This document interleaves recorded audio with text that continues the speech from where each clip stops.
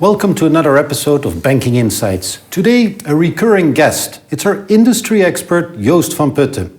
Joost, you've been on the show a few times, and we're going to talk about APIs today, right? Now, the only thing I remember is all the PSD2, so the payments APIs that we talked in the past. What is it you want to discuss?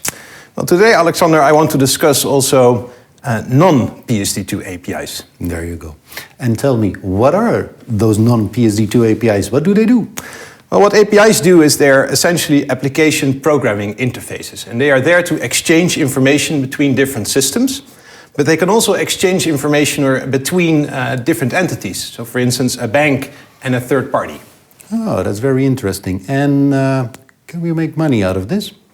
Yes, Alexander. You can see that in the last 3 years with the implementation of PSD2, banks have started to expand the range of APIs that they offer. We've seen 50% increase over a 2-year time frame.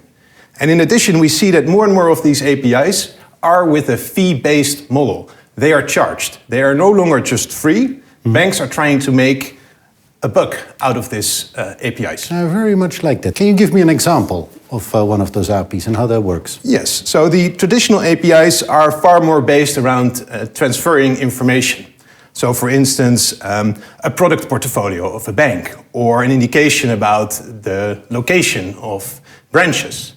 However, we see that the new type of APIs are actually more advanced. They offer enrichment of services. So think about the ability to automatically offer a car loan to a consumer or to check and screen a transaction real time.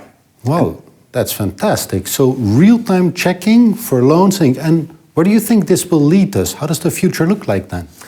I think we need to start connecting the dots, right? So at the one hand, we see that banks are expanding their number of APIs.